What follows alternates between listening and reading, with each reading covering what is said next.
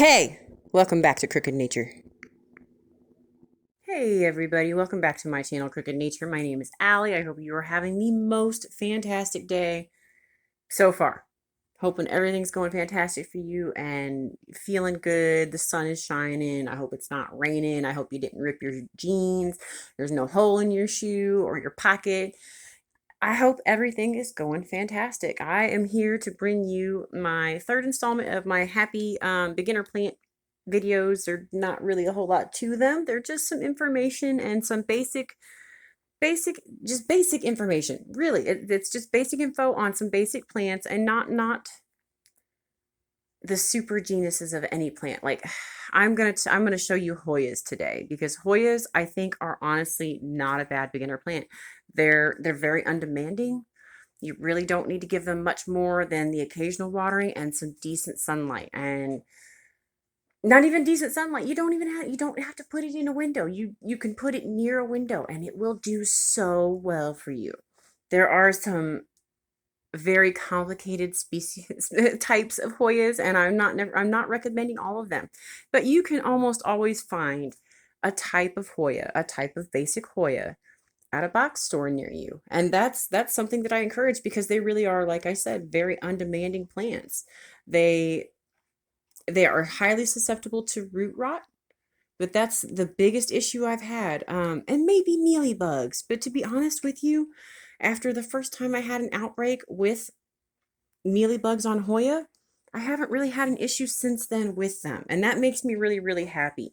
The Hoya is a genus of over 500 species of tropical plants in the dogbane family, okay? Most of them are native to several countries of Asia, like Philippines, India, Thailand, Malaysia, Vietnam, Bangladesh, Indonesia, Polynesia, New Guinea, and apparently a large number of this particular type and their species can be found in Australia, which is really cool.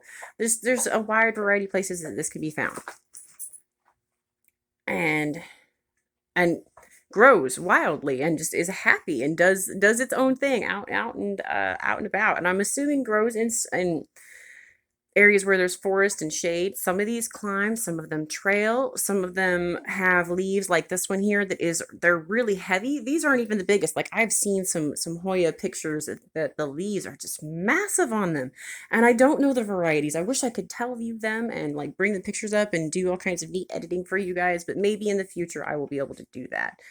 Right now, I'm just talking about some awesome beginner plants. So what is here in front of us is the Chelsea. This is my Hoya Chelsea, and it isn't doing too badly. It's honestly had some really amazing growth. You can see some of the new growth right here. It's got these like chocolate colored leaves going on, and they're so pretty. They are so pretty. They make me think of little fairy statues when I see the leaves on the Hoya Chelsea because the little some of them are just perfect and they make these little cups and you would just like include that in your fairy garden, make a little mold of that and be like, there's a seat. There's the perfect little seat for my little fairy. I do think that that is awesome. They like to be a little bit over root bound. Like I said, they do suffer from root rot though. So you want to make sure that their soil is a really good draining, has lots of perlite or pumice, lava rock, whatever you're using for drainage in your soil. Make sure that there is lots of it. And you should not need to repot it for 2 or 3 years to be honest. That isn't to say that everything you get from the box store is potted perfectly when you get it, because a lot of them are not, and that's just a fact of life. Not everything is perfect when you get it. Sometimes you have to baby it and you have to change things and you have to make them happier and aerate the soil. At the very least, take a fork and stick it in the soil and wiggle it around and make some, nice aeration for the roots so that the roots will grow a little bit better. Soil compaction happens with poor potting as well. These guys are pretty fantastic. You don't have to put them in bright light. Like I said, they like bright indirect light. So you want to give them a spot in a room that gets lots of light but doesn't get flooded. You don't want it to burn. They will absolutely burn. Despite the fact that their leaves are super thick and awesome, they're not technically a succulent. So direct sunlight is going to burn them. And that is something that will be more noticeable on a plant like this one right here, which has the white and cream colored variegations. This guy is getting lots and lots of light, and you can tell that because its new growth actually comes in kind of pink. That's not burnt. That is just the way that it comes in when it's getting plenty of light. And it is pretty cool. You can see I've got some burn though, and that is what I wanted to show you. This is leaf burn. Can we see it? Let me see if I can check that out. This is leaf burn. This was obvious. Oh wow, yeah, it's super thin, goes all the way through, and it had an issue. And I'm betting that there was some direct light hit that, and it had dew on the leaf, and that's most likely what burnt my little pretty leaf up there. So that's okay. We're gonna just talk about this tricolor right here, also known as the Hoya Crimson Princess. The Crimson Queen has the white variegation on the outside edge of the leaf, and that's how you're going to be able to tell. The Princess has hers on the inside, and the Queen has hers on the outside, and it is really cool. So the Princess wears a gown, and it's on the inside, and the Queen wears a crown, and it's on the outside. And that is the best way to remember that. Like, it's just as simple, and it's super easy. Sometimes your leaves will lose variegation over time, and I don't even care. I'm like, this is cool. Give me some weird leaves. Give me some funky looks. Give me something cool that's different. I'm fine with it. These guys are super rewarding now that it's starting to grow out more at the ends of its little vines, because this is they send out these tendrils and they don't have any leaves on them. You don't want to cut that. You don't want to, it's not, nothing is wrong. The leaves will come later, okay?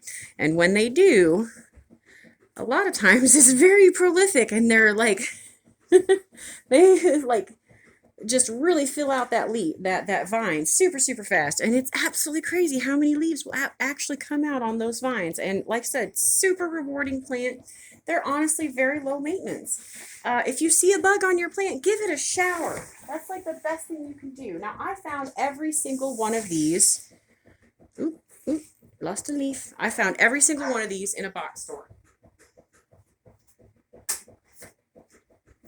Nothing else. Found them in box stores, Lowe's, Walmart, stuff like that. Didn't go to any nurseries, nothing special like that. I actually do not know the name of this one. It literally had no tag on it. Well, no, it had a tag. It said mini wax leaf.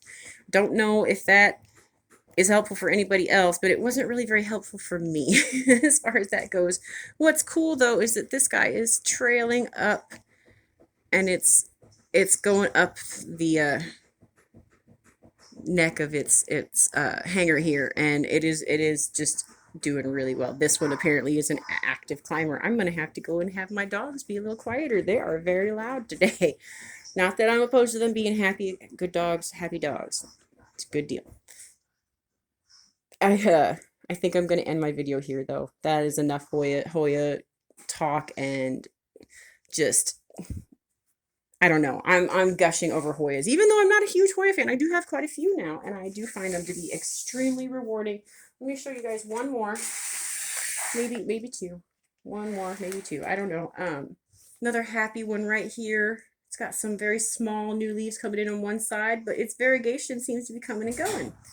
So one of the stems has no variegation, and the one next to it has a bunch.